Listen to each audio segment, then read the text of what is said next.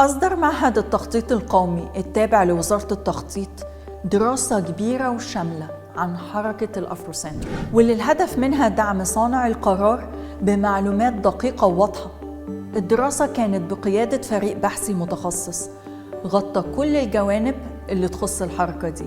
الدراسة بتتكلم عن جذور الحركة اللي بدأت في الثلاثينات بأمريكا باسم الحركة المركزية الأفريقية أو الأفروسنتريك. الحركة دي عندها هدف واضح، وهو تأسيس وطن قومي ليها، واختاروا مصر تكون المكان ده.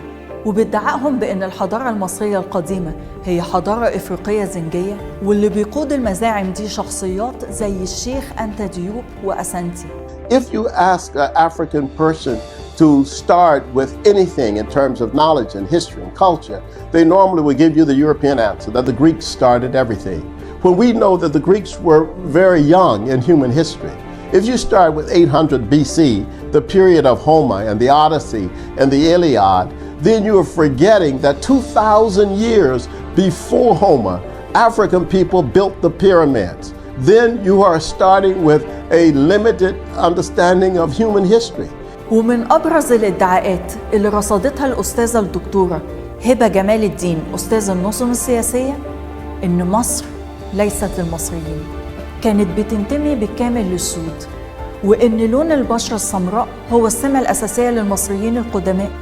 ومش بس كده، استغلال قضية النوبة، بيتلعبوا بمفهوم السكان الأصليين بادعاء إن النوبيين فقط هم الأصل في مصر، وده لإثارة الفتنة بين سكان أهل النوبة وباقي المصريين، وتعزيز الانقسامات الداخلية وزعزعة تماسك الدولة. Because something that someone wanted to know is, are the Nubians treated differently than those in the north?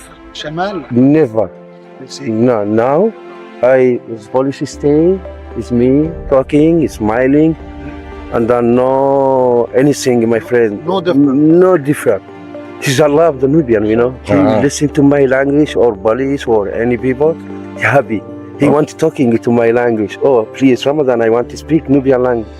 Okay, I talk to him like little after Nubian, and then he's listen. Oh, he's happy. So no Arab conflict, no. It's Arabic in love too much. وبيتلعبوا بنصوص الكتب المقدسة، مدعين إن المصريين القدماء هم من أصول أفريقية من جنوب الصحراء، وإن ده اللي اتذكر في النصوص الدينية. بيربطوا الحضارة المصرية القديمة بالعقائد الأفريقية، وبيقولوا إن في تشابه بين طقوس الحضارة المصرية القديمة وبعض الطقوس والعقائد الأفريقية لتثبيت فكرة الانتماء الزائف. بيشوهوا السجل البيولوجي المصري، وإن التركيبة السكانية للمصريين القدماء أقرب إلى الشعوب الأفريقية في جنوب الصحراء، وده بدون استناد لأي دلائل علمية موثقة. بيحاولوا يثبتوا العنصرية في مصر القديمة، وإن مشاهد الأسرى السود دي نتاج من وجود انقسامات عرقية مبكرة في مصر القديمة. وحكت لنا دكتور هبة إزاي بدأت الحركة المركزية الأفريقية. الحركة بدأت في أمريكا في القرن التاسع عشر، وكان هدفها إعادة ربط الأفارقة بجذورهم وتاريخهم المفقود بسبب العبودية. ظهرت كرد فعل على المركزية الأوروبية اللي كانت بتسيطر على التاريخ وبتخفي دور الأفارقة في بناء الحضارات. وطرحت الأستاذة الدكتورة هبة جمال الدين أستاذ النظم السياسية 4 سيناريوهات لدعم صانع القرار. السيناريو الأول إن الوضع يفضل زي ما هو، بس لو ما عملناش حاجة الحركة دي هتفضل شغالة في الكواليس، تنشر أفكارها وتزيد من أتباعها شوية بشوية، وإحنا مش هنخسر كتير دلوقتي، بس سمعتنا على المدى البعيد ممكن تتأثر. العالم هيبدأ يشوف الحكايات دي كأنها حقيقة، وده هيخلينا نخسر أرضية كبيرة في الدفاع عن تاريخنا. السيناريو التاني سمته الدكتورة هبة السيناريو التشاؤمي. تخيل بقى لو دول كبيرة زي أمريكا قررت تتبنى كلام الحركة دي، وساعتها هيكون في دعم دولي ليهم، وهنلاقي نفسنا محاصرين بضغوط سياسية واقتصادية، زي تقليل حصتنا من مياه النيل أو دعم قضايا ضدنا في المحافل الدولية. يعني القصة مش هتبقى بس عن التاريخ، ده كمان هتأثر على حاضرنا ومستقبلنا. السيناريو الثالث وسميته السيناريو الكارثي. هنا بقى السيناريو الأسوأ. الحركة هتتحول لقوة سياسية عالمية تدعمها حكومات ومنظمات ضخمة.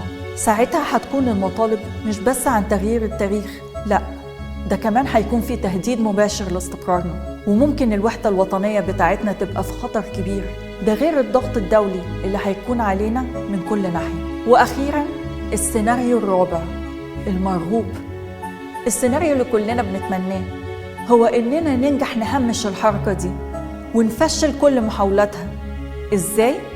بالعلم والإعلام والسياسة. نستخدم الأدوات اللي عندنا عشان ننفي كل ادعاءاتهم ونرد بكل قوة في المحافل الدولية.